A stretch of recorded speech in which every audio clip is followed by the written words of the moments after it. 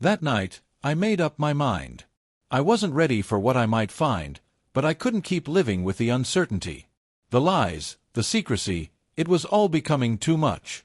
It started with little things, almost unnoticeable at first. My wife, Sarah, suddenly had a lot of late nights at work, even though she used to be home at the same time every evening. Then there were these so-called new friends, people I had never heard of before, yet somehow they became the center of her world overnight. But the thing that struck me the hardest was her eyes. They weren't the same. The warmth was gone, replaced by something cold and distant, like she had already checked out of our marriage. Whenever I asked her about her day, she barely gave me anything. Short, vague answers, as if the conversation was a chore. And then there was her phone. That damn phone never left her side. She kept it face down on the table, gripped it tight when she wasn't using it. The way she guarded it, you'd think it held nuclear codes. I tried to convince myself that I was overthinking things.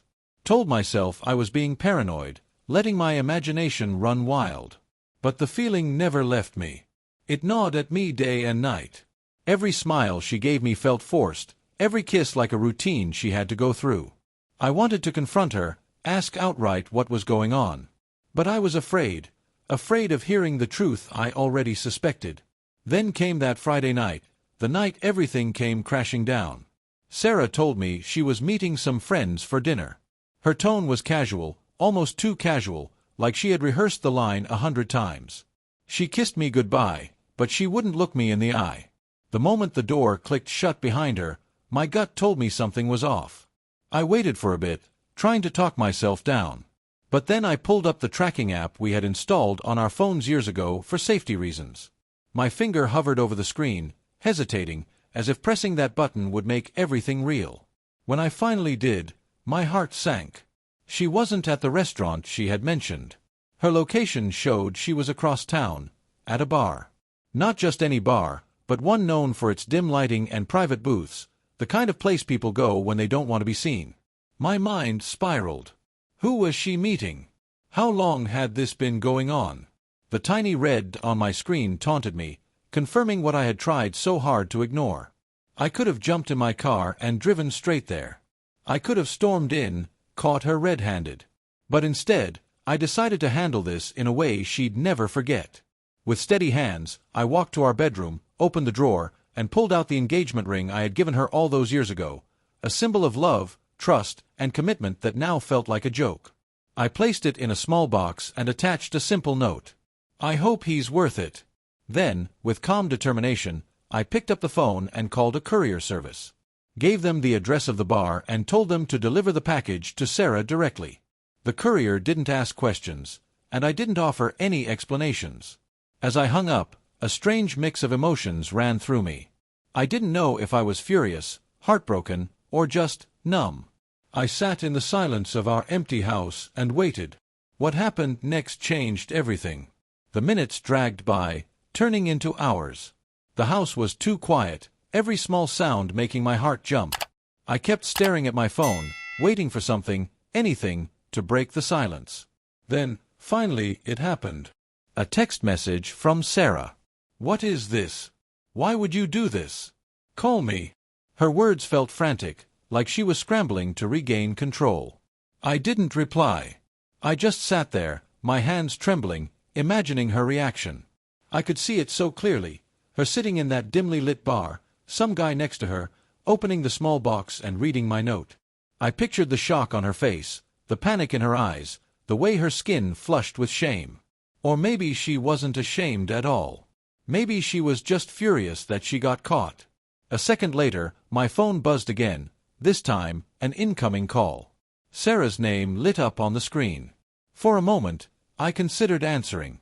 I wanted to hear her stammer through an excuse, some half-baked lie to justify it all. But something inside me held back. I let it ring. When it finally stopped, the silence that followed was deafening. I knew she was panicking, probably trying to figure out how much I knew. But I didn't care. I wasn't the one left scrambling anymore. And then another call came through, but this one wasn't from her. It was from an unknown number. Against my better judgment, I answered. "Is this Matt?" A male voice asked, his tone calm, almost amused. Who's asking? I shot back, sharper than I intended. This is Ryan. I believe you sent something to Sarah tonight. Let's talk about this like adults. Ryan. So this was the guy. The man my wife had been sneaking around with. Hearing his voice made my blood boil, but I forced myself to stay composed. There's nothing to talk about, I said coldly. You both made your choices. Now deal with the consequences. He chuckled, a low, condescending sound that sent rage coursing through me. You think sending a little box changes anything, he sneered. Sarah and I are happy together. You're just... I hung up before he could finish. I wasn't going to give him the satisfaction of getting under my skin. But the night wasn't over yet. Moments later, I heard the unmistakable sound of tires screeching outside. I walked to the window, barely parting the curtain, and saw Sarah's car pulling into the driveway. She got out, slamming the door so hard the entire car shook, and stormed toward the house. The front door flew open, and there she stood, her face flushed, her eyes blazing with fury. In her hand was the small box, the engagement ring glinting under the dim hallway light. "What the hell is this?" she demanded, her voice trembling with a mix of anger and desperation. I didn't answer right away. I just stood there, letting the weight of the moment settle. For the first time in a long time, I wasn't afraid to confront her. "You tell me," I finally said, my voice calm but firm. "What does that ring mean to you now? What does our marriage mean to you?" She faltered. For a brief second, I saw panic flicker in her eyes. But then, just as quickly, she recovered, straightening her posture and turning defensive. "You're being ridiculous," she snapped. "Ryan is just a friend. You're blowing this way out of proportion." I let out a dry, humorless laugh. "Am I?" "Because I don't think friends meet in bars and lie about it. I don't think friends laugh behind their husband's back." Her face drained of color, and for a moment, it looked like she might actually cry. But instead of breaking down, she lashed out. "You're acting like a crazy person. Spying on me. Sending me this." She shook the box in her hand, her voice rising. "Do you have any idea how humiliating that was?" I took a step closer. "Good," I said, my tone cutting. "Now you know exactly how I felt, every time you lied to me. Every time you looked me in the eye and pretended everything was fine." She stared at me, her mouth opening and closing, as if searching for the right words. But there was nothing she could say to make this better. And then she said the one thing that sealed her fate. "You're pathetic, Matt. I deserve better than this. Better than you." Her words hit me like a knife to the chest. But instead of breaking me, they did the exact opposite. I took a deep breath, steadied myself, and said the words that would change everything. "Then go. Pack your things and leave. Because after tonight, you'll never have to settle for me again." And with that, I turned and walked away, leaving her standing there in stunned silence. But this wasn't over. Not even close. What happened next would take everything I thought I knew about betrayal and push it to a level I never could have imagined. I walked upstairs, leaving Sarah standing there, frozen in the hallway.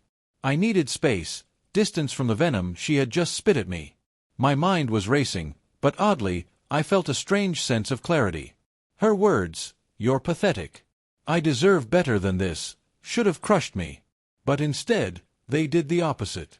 They gave me the final push I needed. There was no fixing this. No coming back. I closed the bedroom door behind me and leaned against it for a moment, steadying myself. Then, with a deep breath, I grabbed my laptop from the nightstand. If she wanted to call me pathetic, I'd show her just how meticulous and methodical I could be. For weeks, as my suspicions about Sarah grew, I had quietly started collecting evidence. Nothing drastic, just little things, phone records, credit card statements, patterns in her schedule. I hadn't been sure what I was looking for, but now I had a reason to put it all together. I pulled up her phone records first. The same unknown number had been popping up for months. Dozens of calls. Late at night. Early in the morning. Ryan. It had to be him. Then I checked her email. She had carelessly left her account logged in on our shared laptop, and right now, I didn't give a damn about privacy. My hands trembled as I clicked through her inbox. And then I found it. An email from him. Sent just 2 days ago. Subject: Can't wait to see you Friday night. My stomach twisted as I opened it. The email was sickeningly casual, full of inside jokes, flirty comments. He had even attached a picture. A picture of the two of them, sitting together at that same bar. Her smile in the photo was radiant, the kind of happiness I hadn't seen on her face in months. But the worst part was the last line of his email. Soon we won't have to hide anymore. Just tell him and get it over with. I love you. My vision blurred. I had always believed that love was unbreakable, that what Sarah and I had built could withstand anything. But now, staring at this undeniable proof of her betrayal, I realized how fragile it really was. A sudden knock on the bedroom door jolted me back to reality. Matt, open the door, Sarah called, her voice strained. We need to talk. Talk? After everything I just saw? I took a deep breath, steeled myself, and opened the door. She stood there, her face red, her eyes swollen as if she had been crying. But the second she saw the laptop in my hand, her expression changed. Her panic was immediate. What are you doing? She asked, her voice unsteady. I held the laptop up. Looking for the truth, I said flatly. And I found it. Her eyes widened. You went through my emails. Privacy. I snapped. You're worried about privacy after you've been sneaking around for months? After you've lied to me every single day? She took a step back, her mouth opening and closing like a fish out of water.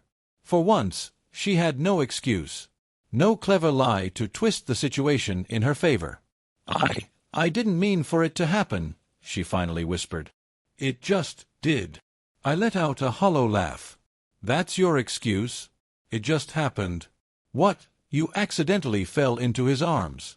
Into his bed. Tears streamed down her face, but I felt nothing. She had made her choices. Now, she had to live with them. You called me pathetic, I said, my voice eerily calm. Maybe you're right. Maybe I let you walk all over me for too long. But not anymore. I handed her the laptop, the email still open on the screen. She glanced at it, her face crumbling as she read the damning evidence. Matt, please, she begged, her voice trembling. Let's talk about this. We can fix it. I'll end things with him, I swear. End things with him? I laughed bitterly. Sarah, it's already over. Not just with him. With us. She sank to the floor, sobbing. But I couldn't bring myself to care. Her tears were too little, too late. And then, just as I turned to leave, my phone buzzed. Another text. But this time, it wasn't just a message. It was a video. My breath caught as I opened it. The screen filled with grainy footage of Sarah and Ryan at the bar. But they weren't alone. Someone else had been there. Someone sitting at the bar, filming them. And then the video ended, replaced by a single line of text. There's more you need to see. Call me. I stared at the message, my mind racing. Who sent this? What else did they know? Sarah's sobs filled the room, but I barely heard them. Because in that moment, I realized something terrifying. This wasn't just an affair. This was something much bigger. And the truth was only beginning to unravel. I stared at the video on my phone, unable to process what I had just seen. Sarah's betrayal was bad enough, but now someone else was involved. A stranger, watching from the shadows, capturing everything. And whoever they were, they wanted me to know more. Sarah was still on the floor, crying. But her sobs barely registered anymore. My focus was on that message. There's more you need to see. Call me. I hesitated for only a moment before tapping the number. The line rang twice before a deep, steady voice answered. Matt. I'm glad you called. I stiffened. Who is this? And how do you know about my wife? Let's just say I've been watching for a while, the man replied, his tone measured. You deserve to know the whole truth. I gritted my teeth. Watching. My voice sharpened. What the hell does that mean? Are you stalking her? It's not what you think, he said quickly. I'm a private investigator. Someone hired me to follow Ryan, and, well, Sarah got caught in the crossfire. I swallowed hard. A private investigator? That's right, he confirmed. And I have information you need. Because Ryan, he's not just some guy Sarah fell for. He's dangerous. I blinked, trying to make sense of his words. Dangerous? Ryan? The smug, cocky bastard who had called me earlier? What do you mean, dangerous? I asked, suspicion creeping into my voice. The investigator exhaled. Ryan has a history. A long one. He's a professional con artist. He targets married women, gains their trust, isolates them, and then bleeds them dry. Your wife isn't the first, and she won't be the last. The words hit me like a brick to the chest. Sarah wasn't just cheating. She was being played. I gripped the phone tighter. Why are you telling me this? Because I've seen how this ends, he said grimly. Ryan takes everything. Money, reputation, even safety. If you care about Sarah, you need to act now. A bitter laugh escaped me. Care about her? She's been lying to me for months, sneaking around with this guy, and now you expect me to swoop in and save her. I get it, the investigator said, his voice softer now. You have every right to be angry. But this isn't just about Sarah. It's about you, too. If Ryan knows you're onto him, he'll come after you, your finances, your name, everything. My blood ran cold. This wasn't just about an affair anymore. This was something bigger. Something darker. I took a deep breath, steadying myself. What do you want me to do? I'm sending you everything I have on him, the investigator said. Photos, financial records, testimonies from past victims. It's all in there. Use it however you see fit. But whatever you do, don't confront him directly. He's dangerous when cornered. Before I could respond, the call ended. A second later, my phone buzzed again, this time with a new message. It was a link to a secure folder. I hesitated for only a moment before opening it. The folder was filled with documents. Photos. Videos. And all of it was damning. There were pictures of Ryan with other women, financial statements showing money being funneled into offshore accounts, and even police reports filed by past victims. And then, one photo in particular made my stomach turn. It was of Sarah and Ryan, taken outside the bar that same night. They were holding hands, laughing, looking like a couple. My hands clenched into fists, but I forced myself to keep scrolling. The more I read, the more my anger shifted. This wasn't just about Sarah anymore. Ryan had been using her. And if the investigator was right, then I was in danger too. I exhaled sharply, trying to steady my thoughts. Sarah's sobs had quieted by now, and I could hear her moving around downstairs. I walked out of the bedroom and found her in the living room, pacing back and forth. When she saw me, her eyes were red and puffy, but there was a flicker of defiance still in them. "Matt, we need to talk," she said, her voice trembling. "Oh, we're going to talk," I replied, holding up my phone. "But first, you need to see this." I handed her the phone, the folder still open. She hesitated, but then took it. Her eyes scanned the screen as she scrolled through the files. Her face went pale. "Where did you get this?" she whispered. I folded my arms. "Does it matter?" "What matters is that the guy you've been sneaking around with is a con artist. He's been using you, Sarah. Just like he's used dozens of women before you." She sank onto the couch, her hands shaking as she held the phone. I didn't know," she stammered. "I thought he cared about me." I scoffed. "Cared about you?" My voice rose. "Sarah, he's been playing you from the start. And thanks to you, he's got his sights set on me, too." Tears welled up in her eyes, but I didn't let up. "You need to tell me everything," I said firmly. "How you met him, what he said to you, everything. Because if we're going to stop this guy, I need to know exactly what we're dealing with." She nodded slowly, her shoulders slumping in defeat. For the first time in months, I saw the woman I had married, the one who looked at me with something resembling remorse. And I had no idea how much destruction it would leave in its wake. Sarah sat on the couch, gripping my phone like it might shatter in her hands. Her face had lost all color, her lips slightly parted in shock. But it wasn't just guilt I saw on her face now. It was fear. She finally understood just how deep she had fallen. "Talk," I said, my voice steady but firm. "Start from the beginning. How did this happen?" She swallowed hard, her voice barely a whisper.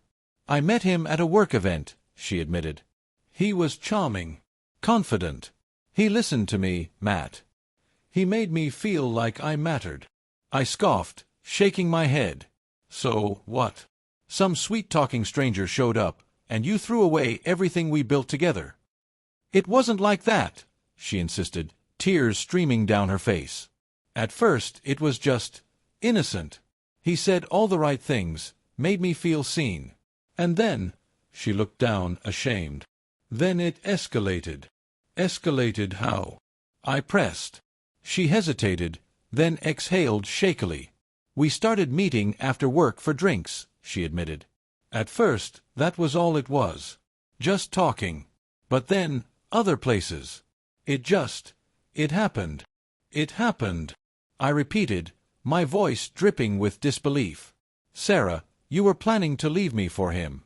Don't act like this was some accident." Her breath hitched, and she finally met my eyes. "I didn't know who he really was. I thought he loved me." I let out a bitter laugh.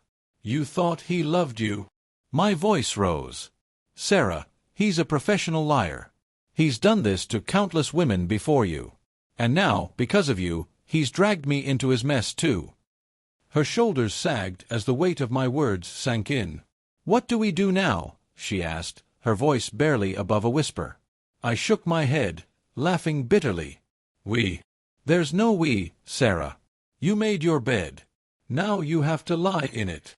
She flinched at my words, but I didn't care. My sympathy for her had dried up. Still, I couldn't ignore the fact that Ryan was a threat. Not just to her, but to me as well. I took a deep breath, trying to rein in my emotions. "Here's what's going to happen," I said coldly. "You're going to cut all contact with him. No calls. No texts. Nothing. Do you understand me?" She nodded, her hands still trembling. "And you're going to tell me everything," I continued. "Every promise, every lie, every detail. I need to know exactly what we're dealing with." She hesitated for a moment, then took a shaky breath. "He said he wanted to start a new life with me," she admitted. "That he'd take care of everything. But I had to be all in." I narrowed my eyes. "All in how?" She bit her lip. "He asked me to transfer some of our savings into an account he set up." My stomach churned. "You what?" I growled, stepping closer. "I didn't do it," she said quickly, holding up her hands. "I almost did, but I couldn't bring myself to go through with it. I knew it was wrong." For the first time that night, I felt a small flicker of relief. At least she hadn't handed over our money yet. "Did he say anything else?" I asked. "Anything about me?" She nodded, her face paling even further. "He said you'd never figure it out," she whispered. "That if you tried to stop us, he'd handle it." My body tensed. "Handle it?" I repeated, my voice dropping. "Was he threatening me, Sarah?" "I don't know," she said quickly, shaking her head. "Maybe. He never said it outright, but the way he talked about you, it scared me, Matt." My fists clenched, rage boiling inside me. This wasn't just about betrayal anymore. Ryan was a predator, and he had made the mistake of underestimating me. "Fine," I said, my voice cold and steady. "If he wants a fight, he's going to get one. But we're going to do this my way." Sarah looked up at me, her eyes wide with fear. "What are you going to do?" I didn't answer. I didn't have to. Deep down, I already knew my next move. The next morning, I woke up with a clarity I hadn't felt in weeks. Ryan thought he had the upper hand, but he had no idea who he was dealing with. If he was as calculated as the private investigator claimed, then I needed to be just as ruthless. Sarah was quiet, avoiding me as I moved through the house. She didn't ask questions, and I didn't offer explanations. She had already caused enough damage. Now, it was up to me to clean up the mess. The first call I made was to the private investigator. He answered on the second ring. "I need your help," I said without preamble. Figured you might, he replied. What's the plan? I want to set a trap, I said. Something that will expose Ryan for who he really is. The investigator was silent for a moment before responding. That's risky. If Ryan catches wind of what you're doing, he won't hesitate to retaliate. I don't care, I said firmly. I'm done playing it safe. Over the next few hours, we put together a plan. It was simple but effective. I would reach out to Ryan under the guise of wanting to clear the air. Meanwhile, the investigator would gather even more evidence to ensure we had everything we needed to take him down. By the time the plan was set, I felt a renewed sense of purpose. Ryan had been playing games with my life. But now, the tables were about to turn. That evening, I sat down and drafted the message I would send to Ryan. Before I hit send, Sarah walked into the room. Matt, she said quietly, I just want to say I'm sorry.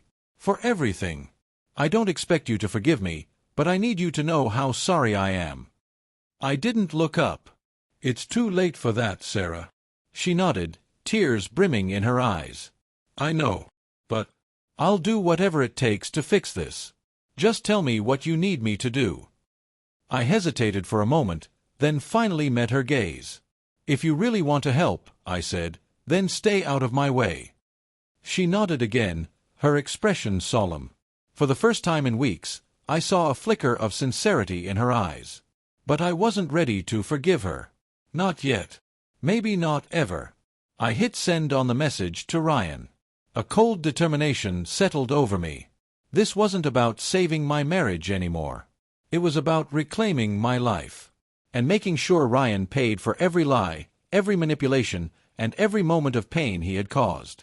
What I didn't realize was that the storm I was about to unleash would change everything. Ryan responded within the hour. His message was exactly what I expected. Cocky, dismissive, like he had already won.